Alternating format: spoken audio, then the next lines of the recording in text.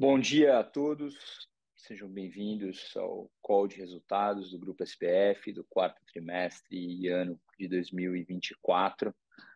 Eu sou o Pedro, eu estou aqui com a Luna, com a Vitória, com o Salazar, que sempre estão juntos comigo nos calls, e também estou com o Gustavo Furtado, que assumirá dentro de algumas semanas como CEO do Grupo SBF, nesse call, ainda como parte do nosso processo aqui de transição. Ele entra como ouvinte.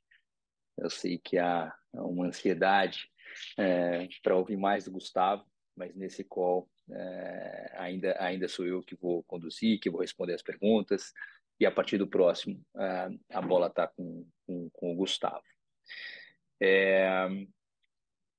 Então, a gente vai seguir o roteiro de sempre. Eu vou começar dando alguns highlights dos resultados, vou passar a palavra para o Salazar, aprofundar um pouco nos resultados do quarto TRI.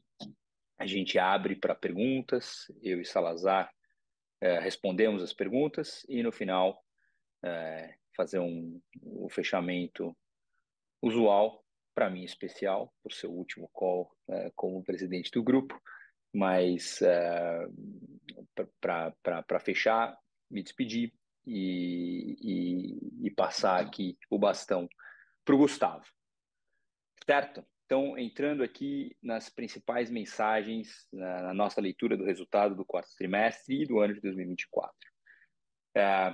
O resultado foi muito bom. A gente se propôs há alguns trimestres, como é sabido por vocês, a gente falou aqui nesse call diversas vezes, que o grupo focaria em duas principais métricas: lucro líquido e geração de caixa, né? E a gente está bastante orgulhoso do que foi entregue nesses trimestres e no ano de 2024 nessas duas métricas. O lucro líquido atingiu 418 milhões de reais, né, representando aqui um crescimento de 83% contra o ano de 2023. E se a gente pega uma perspectiva desde o ano do IPO, que foi 2019, um crescimento anual de mais de 22%, 22,6%. Então, um bom resultado no ano e, mais uma vez, mostrando a capacidade da companhia de apresentar resultados, de apresentar crescimentos sobre seus earnings muito acima da média. Esse resultado se deu através também da nossa declarada estratégia de focar no crescimento de lucro bruto, né? Então, aqui são duas vertentes, né, para entregar esse lucro. Uma, a desalavancagem, eu vou guardar essa para falar daqui a pouco, e a outra, o crescimento de EBITDA, né? O EBITDA cresceu 27,3% para 772 milhões, voltamos para uma margem de 2 dígitos, 10,8%, crescendo 2 pontos a margem, 2,1 pontos percentuais a margem contra o ano passado. E o crescimento de EBITDA se deu pela decisão e estratégia da companhia de crescer lucro bruto, né? Então, acho que todos lembram que o ano de 2023 foi um ano em que a gente precisou dar muito desconto para ajustar o volume de estoque, e o ano de 24, portanto, compara contra um ano em que a margem bruta foi prejudicada e o número de unidades positivamente impactado por essa estratégia.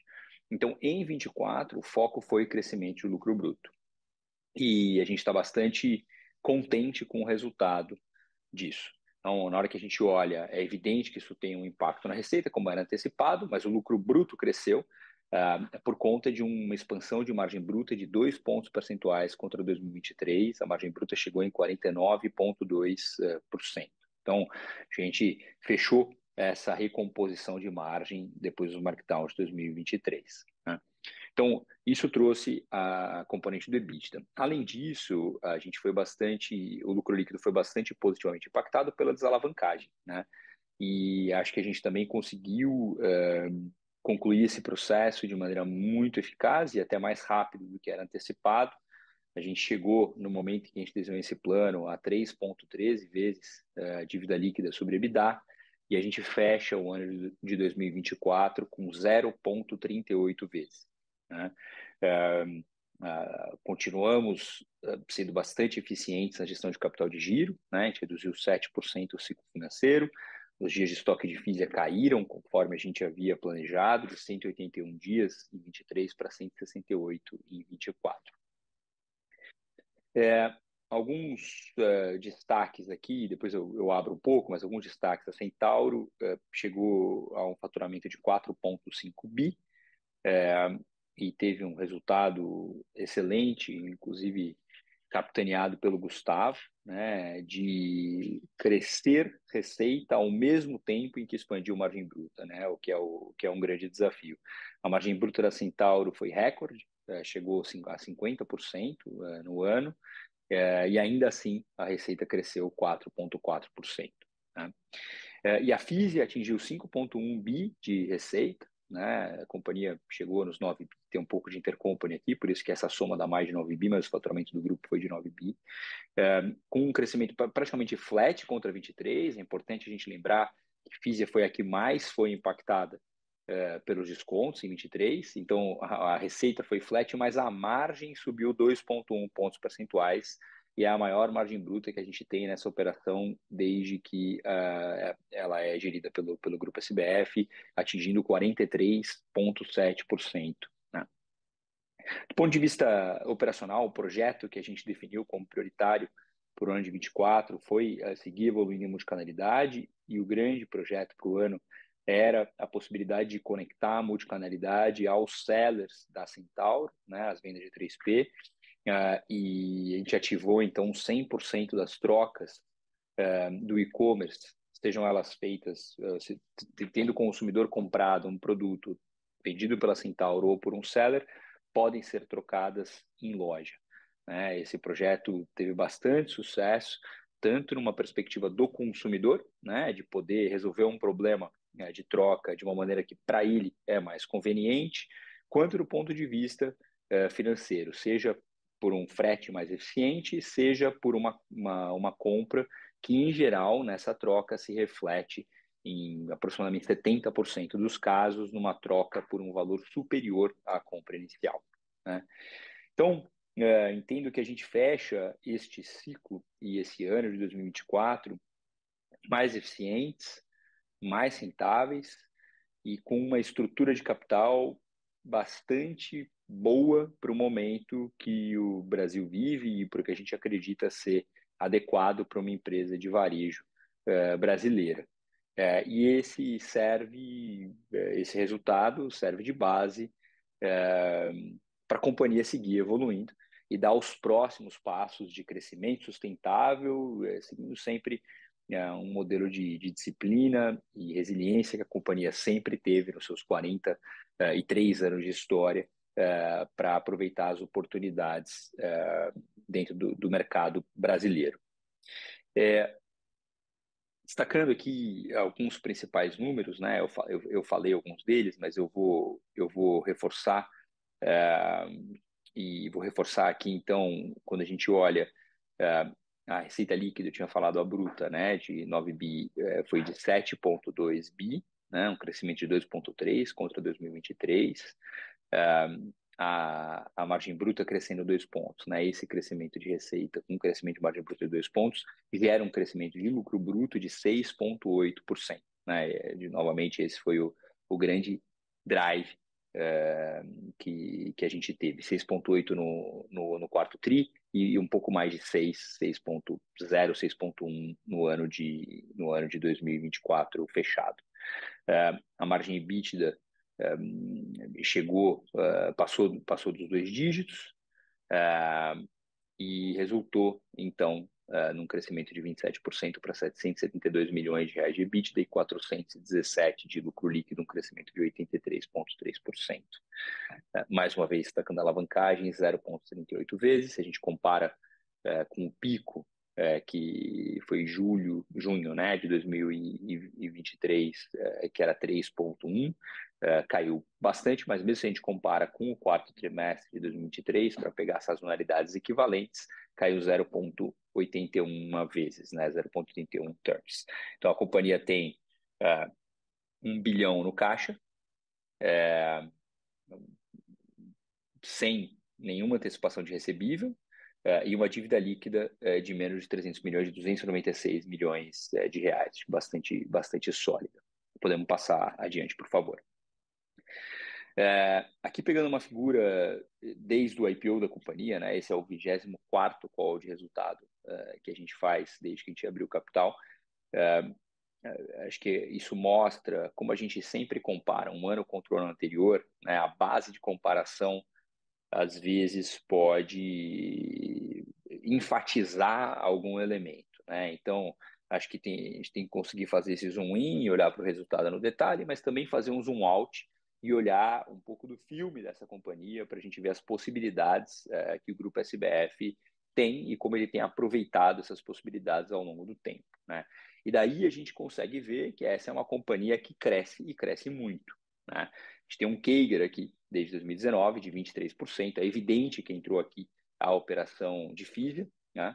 Mas o grupo foi capaz de crescer, dobrar a operação de Fisia e Centauro crescer num CAGR de 2 dígitos ao longo desse período, né? Isso foi feito com disciplina de margem, então também pegando a foto mais completa, o CAGR de lucro bruto é equivalente ao CAGR de receita, então no final não foi às custas de margem, foi com qualidade esse crescimento, fazendo com que EBITDA fosse de 311 milhões para 772, né? Ele mais do que dobra no período. E o lucro líquido praticamente triplica, de 150 milhões para 418 milhões. Então, acho que a trajetória mais longa da companhia mostra o potencial e ajuda a gente a pensar as possibilidades futuras que o Grupo SBF pode ter.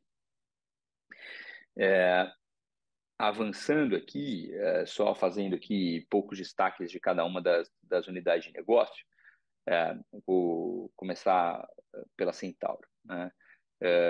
Então, a Centauro no quarto trimestre cresceu 3,2%, teve 1,1 bi de receita líquida no trimestre, com um same-store sales de 6,6%, né? E isso foi feito com uma expansão de margem bruta de 1,7 pontos percentuais no quarto trimestre, né? Então, quer dizer, a companhia tem resiliência para crescer ainda no momento em que a margem bruta se expande. O digital, que foi uma operação que foi azeitada do ponto de vista de rentabilidade antes, né, ao longo do ano retrasado, né, agora já pôde no ano passado aproveitar uma fase de crescimento e cresceu no quarto trimestre 19,8%. Então, acho que teve um desempenho bastante positivo, né? Aqui, quando a gente pensa em loja, o grande destaque foi itens por cupom, fazer uma estratégia intencional da companhia, especialmente tentando aproveitar com que itens de cestas que tivessem calçados tivessem uma outra categoria adicionada. Eu acho que isso mostra a capacidade que a companhia tem de aproveitar o fluxo e o momento, qualquer que seja, e trabalhar esse cliente para impulsionar a venda. E o fortalecimento do Omnichannel, eu comentei o projeto aqui, e aqui temos os números, né? Quer dizer, mais de 50% das trocas de produtos de 3P foram realizadas em loja e 78% dos créditos utilizados foram em valores superiores ao original, né? Então, a Centauro continuou o seu foco em LB por metro quadrado, no lucro por metro quadrado, e entregou com bastante qualidade o resultado do quarto trimestre de 24. Entrando em Fisia, Fisia, como eu comentei, foi mais impactada no ano de 2023 pelos descontos. Então, esse ajuste tem uma expansão maior de margem bruta e, por outro lado, um impacto maior da elasticidade na receita, né? Então, a receita líquida de Fisia cresceu 0,4%, né? Por conta de uma expansão de margem de 2,3 pontos percentuais, né? O lucro bruto cresceu 5,4%, que era a nossa grande variável. E aqui, só para a gente colocar em perspectiva esse crescimento de receita, né?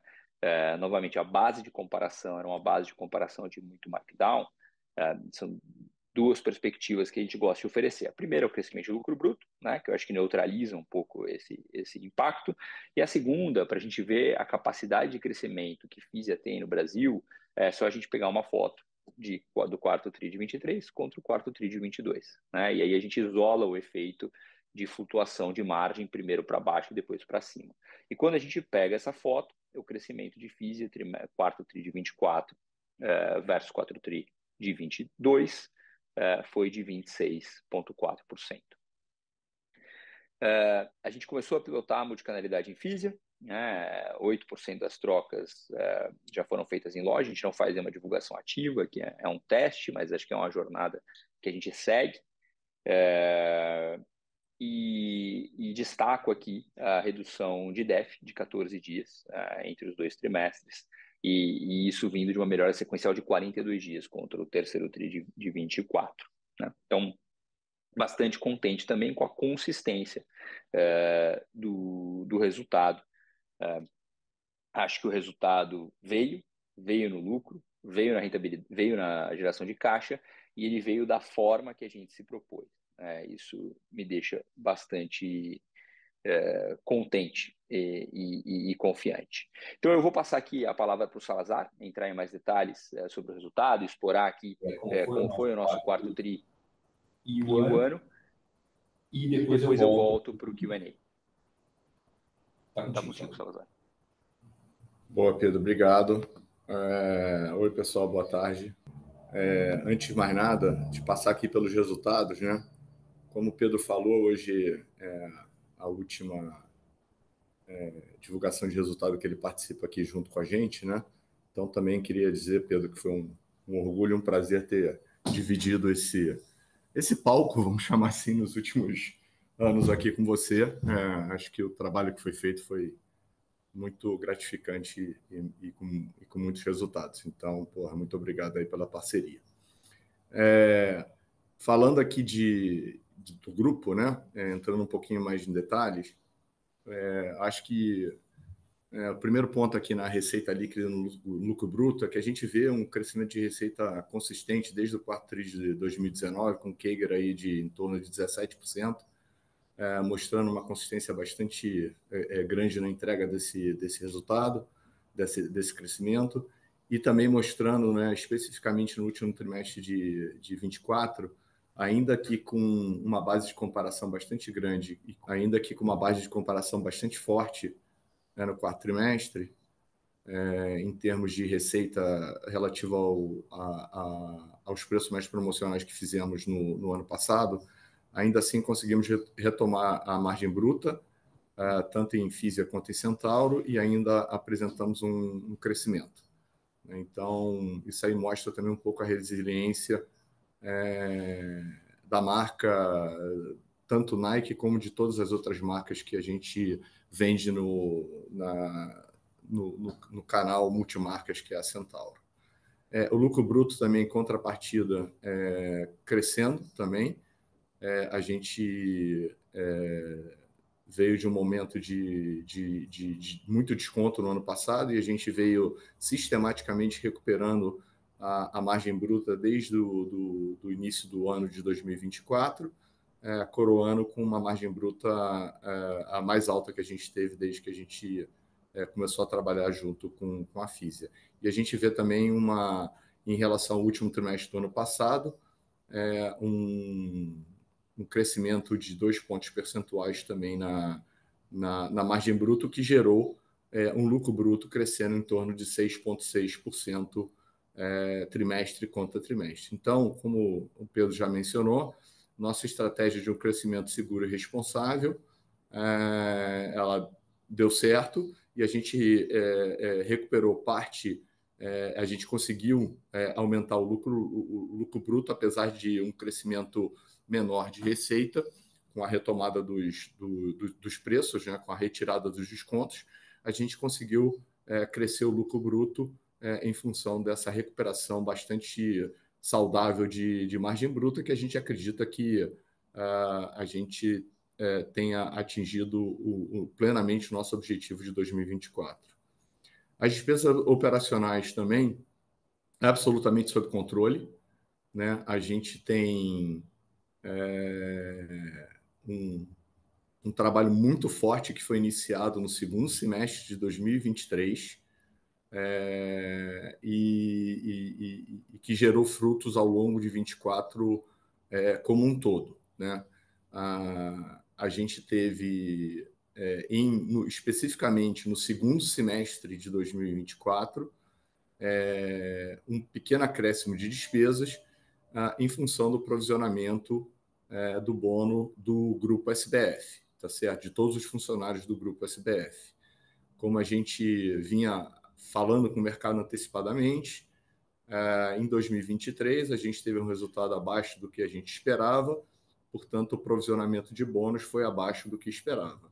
Em 2024, principalmente a partir do segundo trimestre de 24 e com a perspectiva de um resultado melhor do que aquele que a gente havia orçado, a gente começou desde o segundo trimestre de 23 a provisionar o bônus refletindo esse resultado de maneira a criar uma curva relativamente suave de provisionamento desse bônus ao longo dos trimestres, em função do resultado que já se mostrava melhor do que a gente imaginava no início do ano. Tirando essa questão específica, despesas absolutamente sob controle.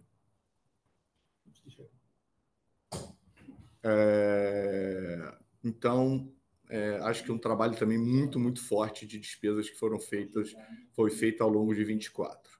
Isso aí refletiu, esse crescimento de lucro bruto, esse controle de despesas, refletiu numa melhora da margem EBITDA, né, que saiu de 9,9% no quarto trimestre para 10,9% no quarto trimestre de 24, e no ano também uma melhora de 2,1 pontos percentuais, né, saindo de 8,7% em 23 para 10,8% em 24. Então, a gente conseguiu, através de uma recuperação bastante forte de margem bruta e controle de despesas, melhorar a margem EBITDA da companhia.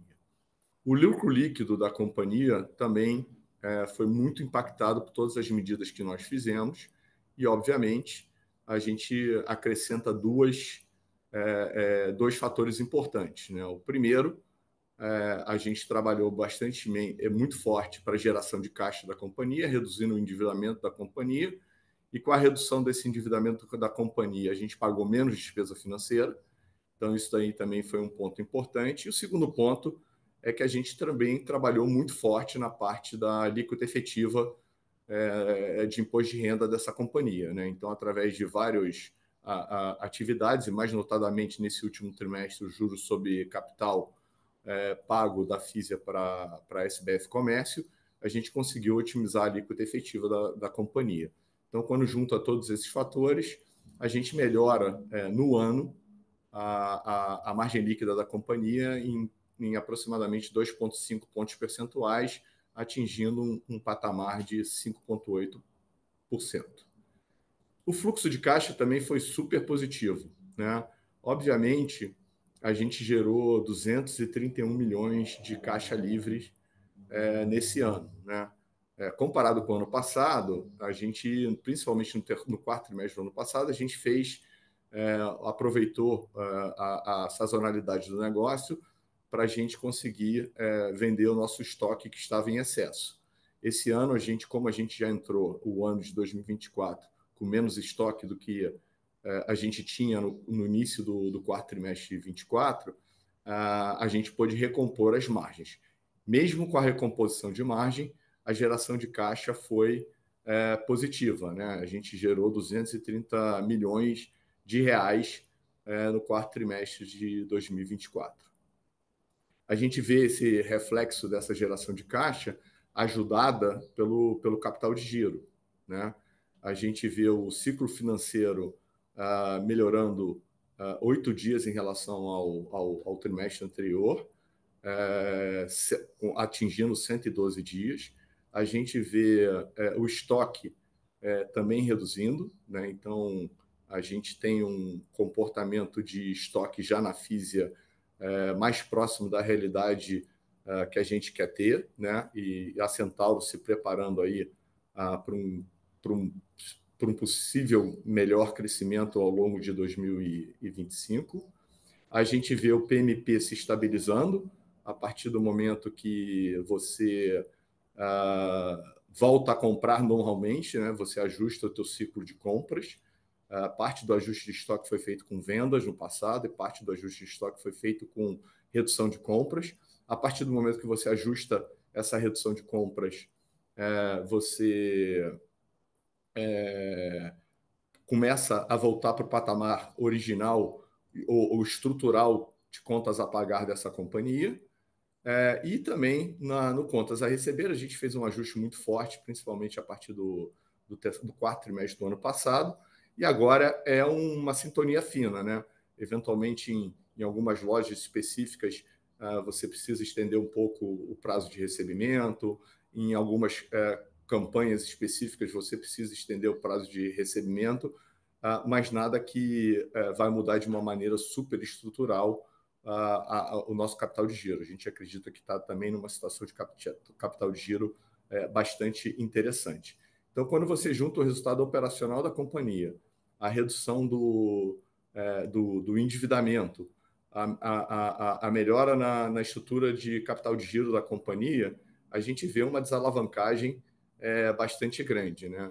A gente sai de quase 0,8 turns, né? De melhora ano contra ano, né? E diferentemente de anos anteriores, quando normalmente você, a partir do segundo trimestre, você tem um aumento da alavancagem, em função de tudo que foi feito ao longo de no final de 2023 e ao longo de 2024, a gente teve uma curva de alavancagem que ela foi decrescente trimestre após trimestre, né? Então, você teve o primeiro trimestre com 1,33 vezes, chegando no terceiro trimestre com 0,78 e terminando no nosso grande trimestre de geração de caixa com 0,38 vezes, né? Debt to EBITDA. O que é uma situação muito, muito confortável de alavancagem para um cenário de juros mais altos. Então, a gente está praticamente sem dívida. Isso é bom nesse momento mais difícil de taxa de juros do Brasil, e permite também a companhia a estar preparada para uma fase de crescimento quando a companhia desejar, né? Então, eu acho que a gente está com uma estrutura de capital ótima, a gente está com as margens recuperadas, a gente está com um perfil de dívida absolutamente tranquilo, o que permite a gente entrar nesse próximo ciclo com uma tranquilidade bastante grande. Então, foi, como o Pedro falou, um ano positivo para a companhia, com todos os seus objetivos estratégicos dos últimos, que a gente tinha um plano de 30 meses atingidos, e eu acho que um destaque positivo, reforçando também um ponto que o Pedro falou, foi que a desalavancagem aconteceu mais rápida do que a gente imaginava, né? A gente atingiu esse patamar de alavancagem que a gente estava talvez esperando aí para o final de 2025, a gente já atingiu no final de 2024, e isso abre uma flexibilidade muito grande para a companhia. Então, é isso, né? Acho que a gente agora vai para o Q&A. Muito obrigado. Iniciaremos agora a sessão de perguntas e respostas. Para fazer uma pergunta, por favor, clique em levantar a mão. Se a sua pergunta for respondida, você pode sair da fila clicando em abaixar a mão. A nossa primeira pergunta vem do Sr. Vinícius Strano, do UBS. Por favor, pode prosseguir. Bom dia, pessoal. Obrigado por pegar minha pergunta. Pedro, parabéns aí pela conclusão desse ciclo na SBF. Acho que geração de caixa, né, tem vindo melhor do que o esperado, que é ajudado por capital de giro. Queria que vocês comentassem um pouco o que vocês enxergam ainda em termos de oportunidade de otimização de capital de giro para frente, tanto na parte de estoques e, eventualmente, fornecedores. Se puder comentar um pouco também como é que vocês enxergam aqui o tema de monetização de crédito tributário também. E um outro ponto, se vocês puderem comentar sobre os níveis de estoque, sobre os níveis de markdown aqui da Fisia, comparando com o histórico, né? Se vocês acham que vocês já encontraram um patamar adequado e se vocês veem alguma iniciativa de pricing para eventualmente compensar o efeito de câmbio mais alto da Fisia. Obrigado. Obrigado, Vinícius. Eu vou dividir aqui a câmera com o Salazar, que a dele não está funcionando. Beleza. Muito bem. Desculpa, eu estava no mudo. Eu agradeci a pergunta só e disse que eu vou dividir a câmera aqui com o Salazar, que a dele não está funcionando. Muito bem. Vou tentar aqui responder, Vinícius. Primeiro ponto, geração de caixa, capital de giro. A gente acha que ainda tem um trabalho estrutural que pode ser feito em Fisia. Né? Historicamente, a gente tem uma ideia de que a Fisia tem que ter 30 dias de estoque a mais do que a Centauro. Esse diferencial é basicamente feito pela questão do maior volume importado, o tempo do produto no barco, né? Vindo de fora, e a gente ainda não atingiu essa diferença de 30 dias. Né? A gente, acho que, se eu não me engano, a gente está com 20 dias de diferença e eu acho que a gente tem esse trabalho todo agora para continuar fazendo no estoque. Segunda pergunta foi relacionada à margem bruta. Né? A gente acredita que sim, que o grande desafio já foi feito. A gente consegue,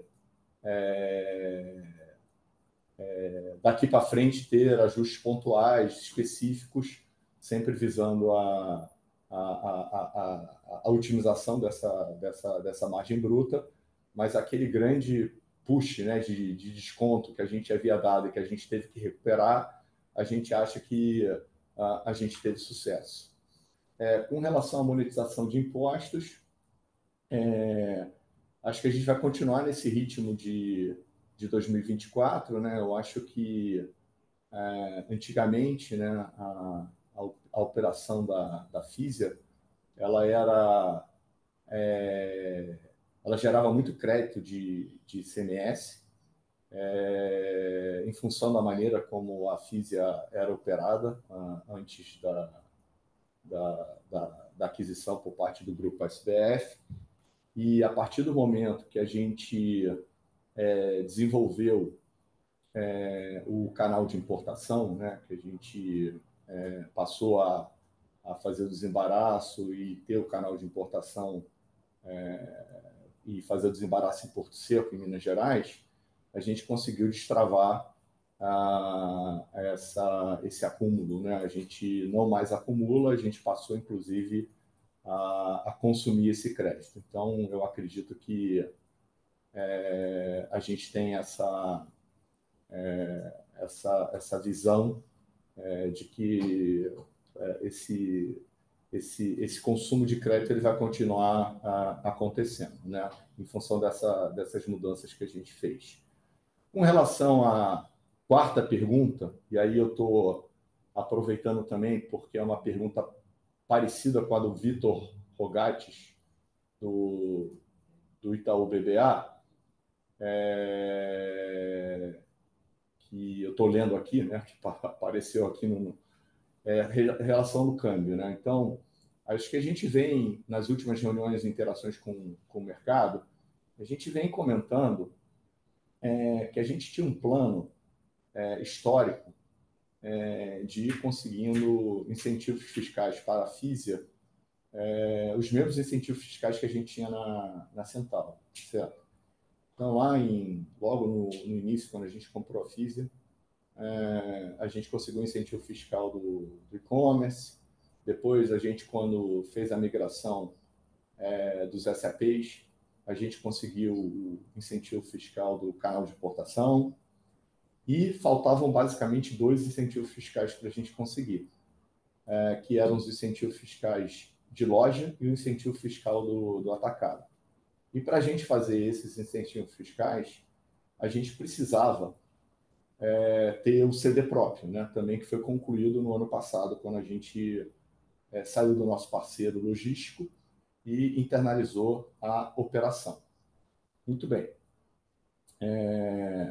A partir com essa condição que era precedente, que era importante a gente ter, a gente passou a trabalhar agora na obtenção desses 2 incentivos fiscais. Basicamente, a gente começou a trabalhar no final do ano passado, né?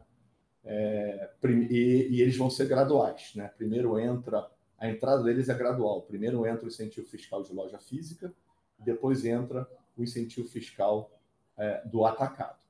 Quando a gente iniciou essa jornada de conseguir essas sinergias para a Fisia também, a gente imaginava, num primeiro momento, que a gente ia estar gerando uma rentabilidade extra, né, para a Fisia, tá certo? Que ia impactar positivamente o resultado. O fato é que, em função da escalada do câmbio em 2024, essa entrada desse incentivo fiscal ela vai compensar o câmbio praticamente na sua totalidade, que os efeitos do câmbio que a gente teve na Fisia para 2025, tá certo? Em função da subida do câmbio em 2024. Ele vai entrando gradualmente. No primeiro trimestre a gente não e ele vai entrando à medida que a gente vai tendo um impacto no câmbio, tá certo? Então no primeiro trimestre, por exemplo, de 24, 25, a gente praticamente não tem esse incentivo fiscal, mas a gente também não tem impacto nenhum do câmbio, tá certo? A partir do segundo trimestre, à medida que o impacto do câmbio vai se tornando maior, a gente entra com a loja física, e no terceiro e no quarto trimestre, quando realmente, de fato, a gente tem o maior impacto do câmbio, que aconteceu a escalada do câmbio no segundo semestre do ano passado, a gente entra com o impacto o resultado do incentivo fiscal do atacado. De maneira que a gente, não por... quase que por coincidência, a gente calibrou a entrada desses incentivos fiscais para exatamente anular o efeito da variação cambial. Aqui, então, eu dei uma resposta super longa por um ponto importante. A gente não imagina grandes impactos em rentabilidade na Fisia por causa do câmbio, porque esse efeito do câmbio será compensado pela entrada de novos incentivos fiscais. Tendo dito isso, né, é importante dizer que no P&L da companhia vão ter dois efeitos, tá certo? O primeiro efeito é na margem bruta, aonde o efeito do incentivo fiscal puro ele não vai compensar totalmente o efeito do câmbio, tá certo? Então ele vai lá, eu tenho um acréscimo, eu tenho um decréscimo de margem bruta por causa do câmbio, eu tenho um acréscimo de margem bruta por causa do incentivo fiscal, porém eu não compenso totalmente essa questão. Aí, quando você vai para o lucro líquido, como o incentivo fiscal é não tributado, eu tenho uma melhora da minha alíquota efetiva, tá certo? Em função disso, que eu estou colocando mais incentivo fiscal que é não tributado, né? E tirando uma margem bruta que antes era tributada. Quando você vê esses dois efeitos juntos, uma pequena piora da margem bruta sendo compensada por uma alíquota efetiva no lucro líquido da companhia, a gente tem essa compensação praticamente total do impacto do câmbio. E isso daí, como eu só retomando anteriormente, primeiro trimestre, zero impacto, segundo trimestre, um pequeno impacto, entra um incentivo fiscal da loja física, terceiro e quarto trimestre, vamos estar trabalhando com incentivo fiscal da loja física e do atacado. Estou tranquilo em relação a essa entrada? Sim, estou tranquilo. É uma migração, como sempre, mas a gente já fez, né, a parte agora, né? Então, março agora, a gente já no finalzinho de março, começa a capturar um pouquinho desse incentivo fiscal, que vai ser o incentivo fiscal de loja física, que vai compensar os efeitos, principalmente no segundo trimestre. E aí, no quarto trimestre, a gente termina essa fase da migração do loja física, e aí, ao longo do segundo trimestre, a gente começa a fase da migração do atacado, e aí a gente começa, a partir do segundo trimestre, do terceiro trimestre, desculpa, de 2025, a gente começa a capturar isso daí. Então, Vinícius, eu acho que eu respondi tudo, cara. Me diz aí se faltou alguma coisa. Não, tá ótimo, perfeito, super claro. Obrigado, Salazar. Nada. Nossa próxima pergunta vem da senhora Irma Sgars, do Goldman Sachs. Por favor, pode prosseguir. Olá, bom dia ainda e obrigada por pegar a minha pergunta. E Pedro, também parabéns pela conclusão deste ciclo e boa sorte nos novos desafios. Vai fazer falta aqui, mas acho que a empresa está em boas mãos.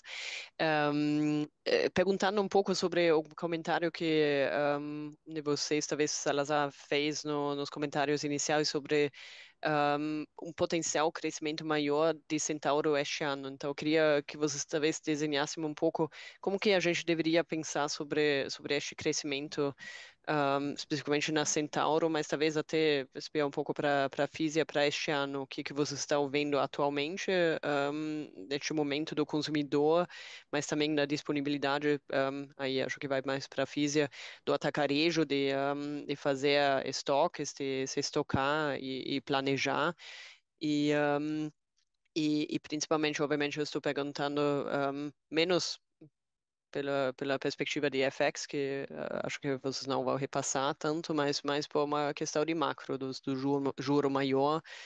E obviamente tem algumas partes do portfólio que talvez sejam mais expostos e algumas que talvez sejam menos expostos. Então, talvez, se puderem falar um pouco como que vocês se planejam, os ciclos de planejamento de estoques para vocês são sempre um pouco mais longos, então a gente obviamente vive um pouco com essa preocupação de já é difícil prever o futuro no Brasil, então ajuda, acho que, a saber como que vocês pensam sobre este ano. Obrigada. Obrigado, Irma, pela pergunta e pela parceria. Vou passar aqui para o Salazar.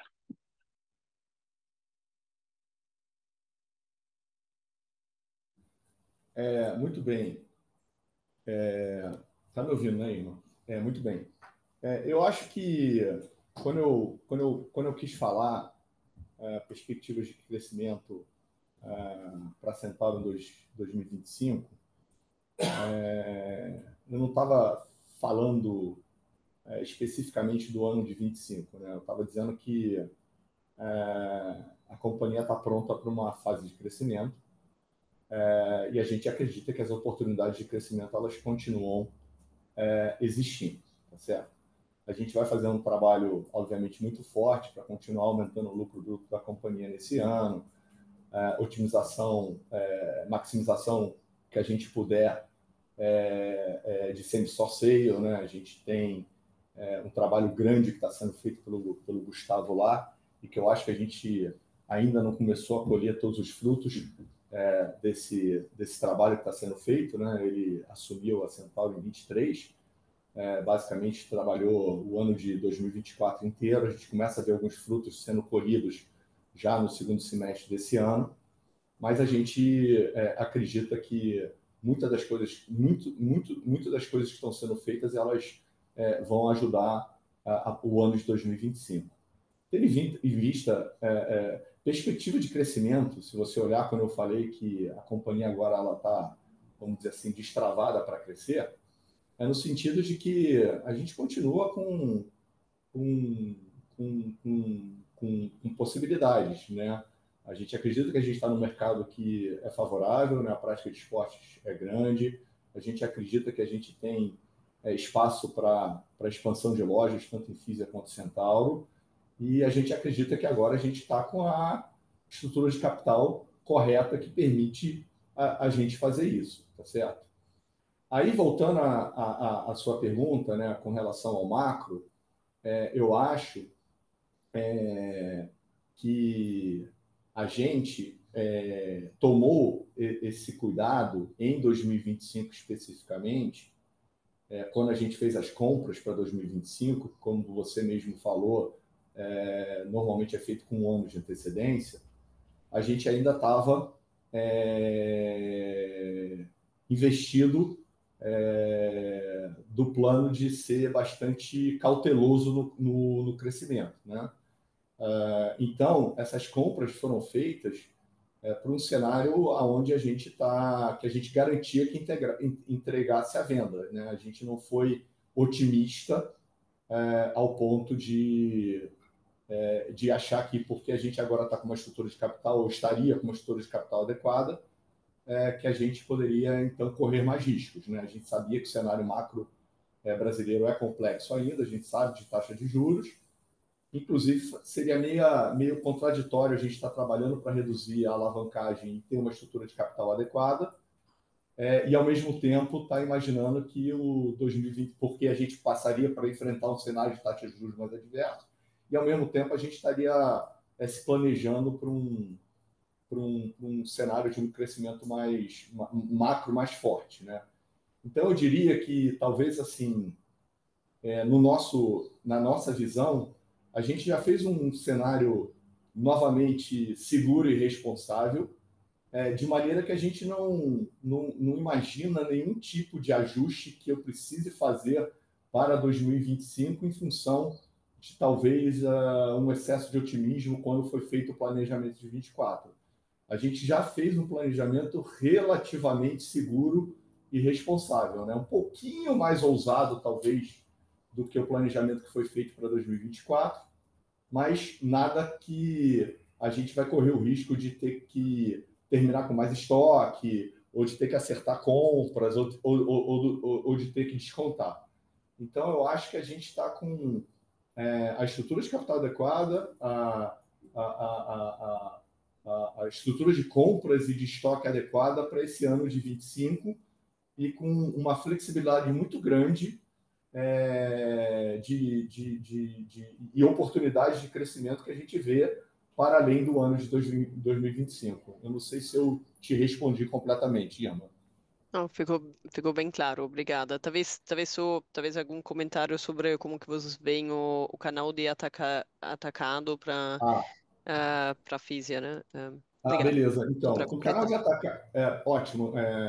Talvez eu tenha esquecido essa parte. O canal de atacado a gente vê ainda com uma maneira, vamos dizer assim, cuidadosa, tá certo? No sentido de que a gente acredita numa recuperação mais forte do canal de atacado, principalmente a partir do segundo semestre do ano, tá certo?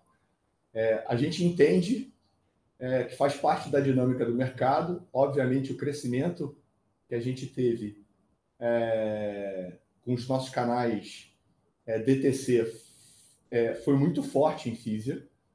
De uma certa maneira, isso daí impacta o canal de atacado, né? Porque você tem uma troca de share, né? De atacado para DTC, o que é melhor para a companhia.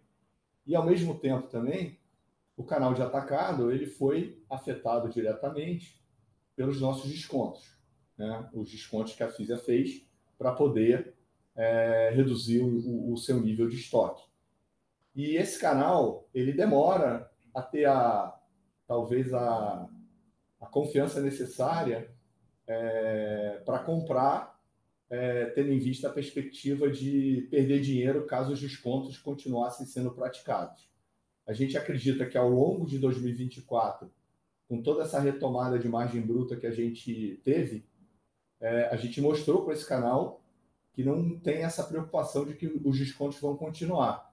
E provavelmente, a gente já começa a ter um pouco desse sentimento, a partir do segundo semestre do ano passado, o atacado começa a se preparar para o segundo semestre de 2025. Então, por isso que a gente acha que essa normalização acontece mais ao longo do ano de 25, mais notadamente no segundo semestre de 25. Beleza? Perfeito, obrigada. Nossa próxima pergunta vem do senhor Victor Rogatis, do Itaú BBA. Por favor, pode prosseguir.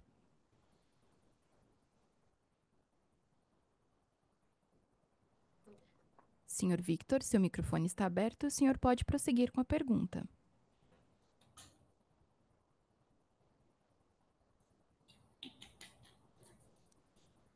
Mais uma vez, senhor Victor, o senhor pode prosseguir com a sua pergunta.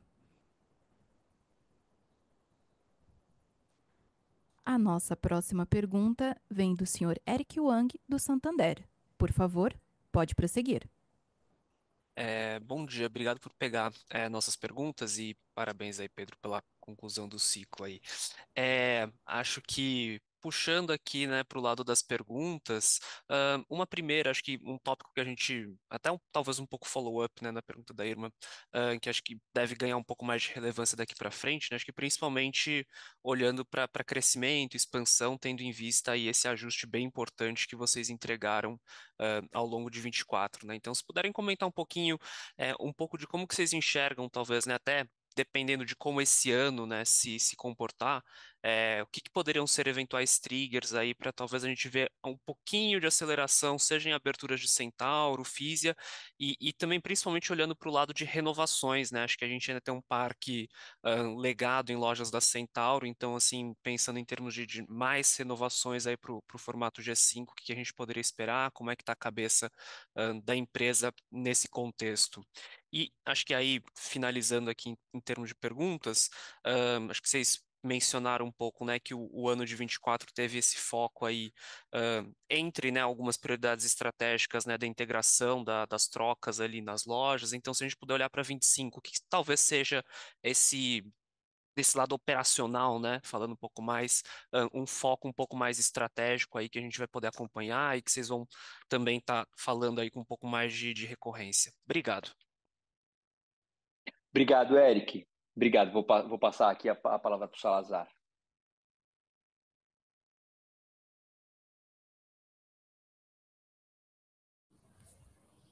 Oi, Eric. Então, eu acho que as perspectivas de crescimento para a companhia, esse gatilho, né, que você fala, eu acho que ele, de uma certa maneira, ele foi atingido, né? Eu acho que o principal que limitava a companhia a poder dar um salto de crescimento mais acelerado, ou mais alto, era exatamente a questão da estrutura de capital, né? Eu acho que ficaria difícil a gente entrar numa fase de expansão muito forte, com uma estrutura de capital inadequada e também com uma rentabilidade abaixo daquela que a gente gostaria de ter. Acho que um ponto que o Pedro falou bastante nos últimos anos, né, principalmente nos últimos 2 anos, foi a compatibilidade do crescimento do lucro líquido com o crescimento da receita que a gente teve nesse período. Eu acho que agora, em 2024, a gente está com uma certa compatibilidade entre esses dois indicadores. Ou seja, a gente está com uma base boa para para voltar a crescer, e junto com uma estrutura de capital que permite esse crescimento. Eu acho que, em relação às oportunidades, eu vou falar aqui oportunidades que são relativamente mais tranquilas, né? Vamos dizer assim, que não são testes nem nada, que são coisas que já estão testadas, né? A gente acha que, organicamente, tanto a Centauro quanto a Fisia tem um potencial de abertura de lojas, certo? Principalmente nos modelos da Centauro, né, a loja Centauro, e no modelo NDIS da Fisia, tá certo? A gente acha que a Fisia tem hoje em dia, se eu não me engano, 9 lojas NDIS, tá certo? Se você olhar em shoppings, você teria tranquilamente 50 shoppings de alto público, né, que comportariam essas lojas. Então, E eu acho que a Centauro também, apesar da Centauro já estar mais penetrada, ela tem outros tantos shoppings também que a gente poderia entrar, obviamente com uma receita por loja menor do que as atuais que a gente tem nos principais shoppings, mas ainda assim um retorno sobre o capital investido bastante atrativo. Então, a gente acha que essa questão de crescimento ela era uma questão pontual, específica desse momento que a gente viveu, e que a gente agora está, vamos dizer assim, mais liberado para ir para frente. Além disso, como você mesmo falou, a gente tem um parque de lojas que precisa ser reformado. Não necessariamente eles serão G5, do jeito que a gente está acostumado, porque são lojas menores, né? São as principais lojas da companhia, né? Já foram reformadas, mas sem dúvida nenhuma a gente já começou, inclusive, a fazer isso no final do ano passado, né? Você olha que o Capex até cresceu e uma parte foi desse investimento em lojas. A gente acredita que com essas reformas nessas lojas a gente vai ajudar a trazer no same-store sale melhor. Além disso, como eu mencionei anteriormente, o Gustavo fez uma série de mudanças na própria Centauro, né? Relacionadas à locação, para entender melhor vender, alocar corretamente produtos nas diferentes lojas da companhia, condições específicas de fazer combos, condições específicas de fazer descontos diferenciados por região. Então, esse tipo de coisa que, à medida que a gente foi evoluindo, a gente começa também a gerar um ganho em margem bruta também, né? Porque eu reduzo o volume de descontos e por aí vai.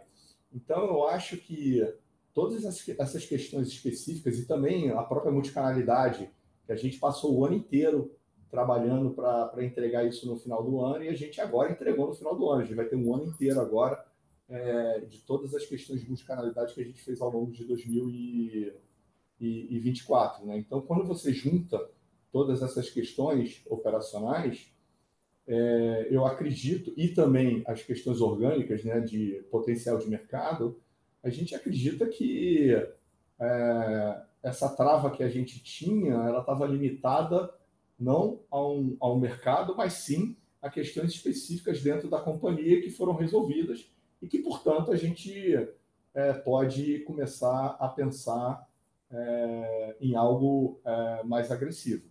Agora, tendo dito isso, não podemos esquecer a pergunta da Irma também, que ela falou, né? 2025 é um ano complicado, taxa de juros mais altas, aonde a gente foi um pouco mais conservador, mas o potencial para a partir de 2026 de crescimento, a gente acredita que continua existindo, tá bom? Tá ótimo, obrigado pelas respostas. Nossa próxima pergunta vem do senhor Victor Rogatis, do Itaú BBA. Por favor, pode prosseguir.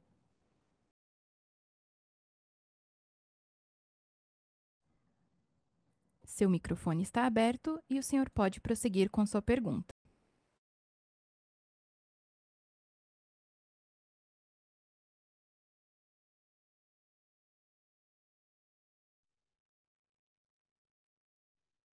A sessão de perguntas e respostas está encerrada. Gostaríamos de passar a palavra ao senhor Pedro Zemel para que faça as considerações finais da companhia. Muito obrigado a todos. Eu vou fazer as considerações finais em duas partes curtas, tá? Então, a primeira parte é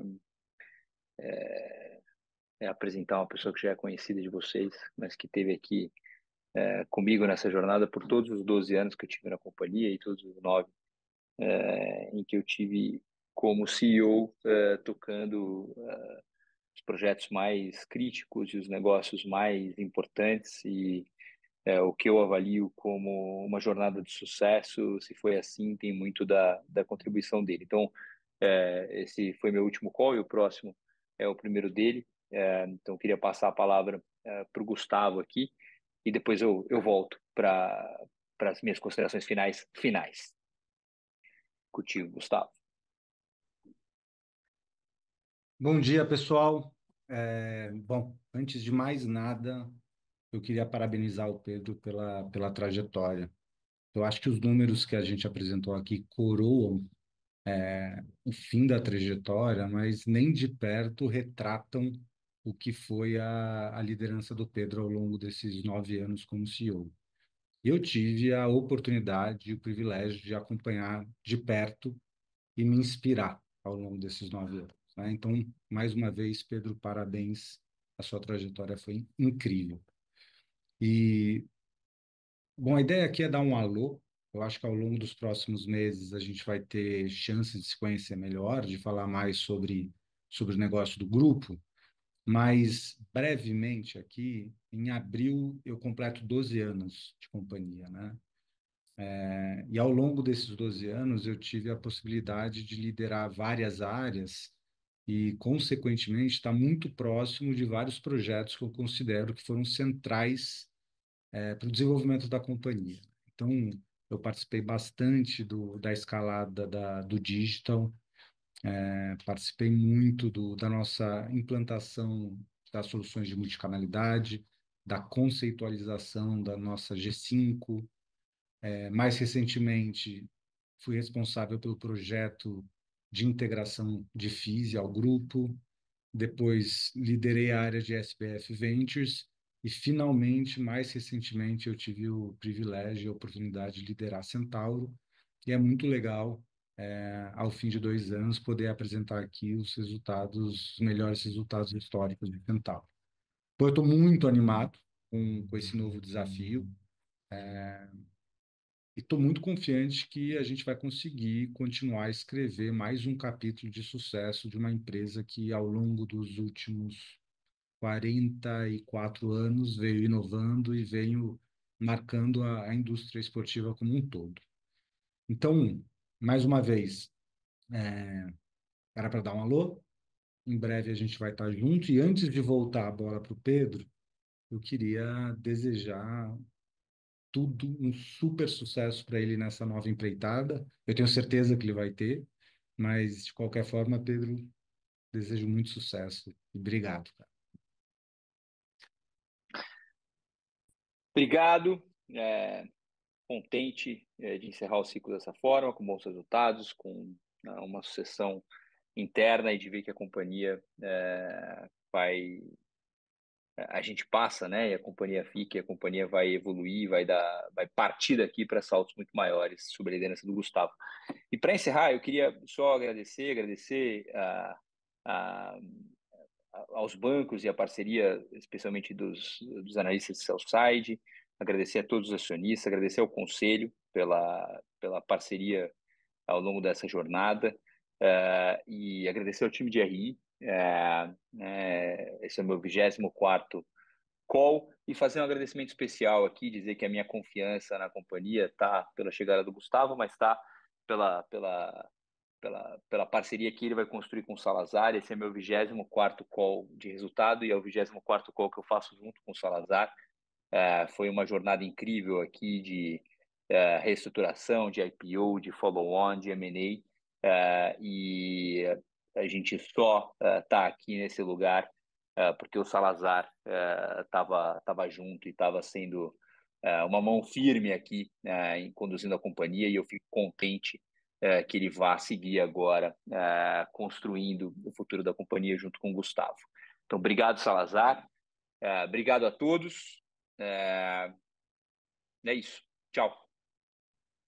A videoconferência do Grupo SBF está encerrada. Agradecemos a participação de todos e tenham um bom dia.